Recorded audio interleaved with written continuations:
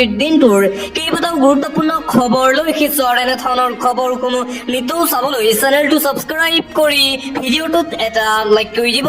যিবলৈ আজিৰ দিনটোৰ প্ৰথমটো গুৰুত্বপূৰ্ণ খবৰ এটা big breaking news Dhurandhar manager Siddharth শৰ্মাৰ আন এক কাণ্ড। ছিংগাপুৰত জুবিন গাৰ্গৰ মৃত্যুৰ পিছতো সিদ্ধাৰ্থ শৰ্মাৰ দাদাগিৰি। ছিংগাপুৰৰ হাস্পাতালৰ চৌহদত দিছিল DY 365ৰ সাংবাদিকক ভাবুকি। জুবিনদাৰ বাতৰি পৰিৱেশনৰ বাবে যোৱা সাংবাদিকক ভাবুকি জোৰ জুলুমকৈ হাৰুষতে ওলোৱা ভিডিঅ' ডিলিট কৰালে সিদ্ধাৰ্থ শৰ্মাই। ছিংগাপুৰ জেনেৰেল হাস্পাতাল চৌহদত সৃষ্টি হৈছিল অপ্ৰীতিকৰ পৰিস্থিতি।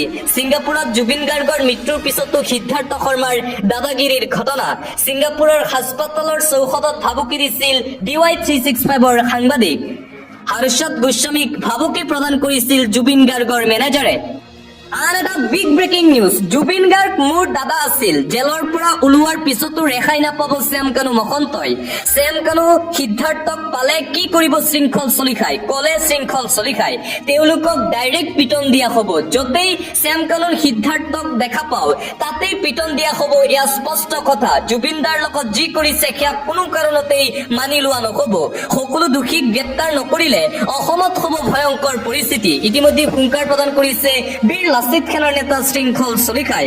শ্যাম কানু আৰু সিদ্ধাৰ্থ জেলৰ পৰা ওলাই আহিলেই পিটন দিয়া হ'ব বুলি ঘোষণা কৰিছে বীৰ লাচিত খানৰ নেতা শৃংখল চলিখাই। যদি এই লোকসকলক গ্ৰেপ্তাৰ নকৰে তেন্তে অসমৰ পৰিস্থিতি ভয়ংকৰ হ'ব বুলি মন্তব্য শৃংখল চলিখাৰ। পৰৱৰ্তী খবৰ, জুবিন গাৰ্গ সন্দৰ্ভত আজি প্ৰতিক্ৰিয়া প্ৰকাশ কৰিছে জুবিন গাৰ্গৰ পত্নী গৰিমা শইকীয়া গাৰ্গে। ছিংগাপুৰৰ পৰা আহি জুবিনে ডাবিং কৰাৰ কথা আছিল ৰৈ ৰৈ বিনালে চিনেমাত।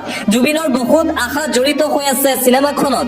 শ্যাম কানু মহন্ত সিদ্ধাৰ্থক লৈ প্ৰতিক্ৰিয়া জুবিন পত্নীৰ। জুবিনৰ কথা সুঁৱৰি ভোকবিহুল পত্নী গৰিমা গাৰ্গ। আৰু জুবিন গাৰ্গৰ মৃত্যুৰ পিছত আজি সংবাদ মাধ্যমৰ আগত এইদৰে প্ৰতিক্ৰিয়া প্ৰকাশ কৰে জুবিন গাৰ্গৰ পত্নী গৰিমা শইকীয়া গাৰ্গে।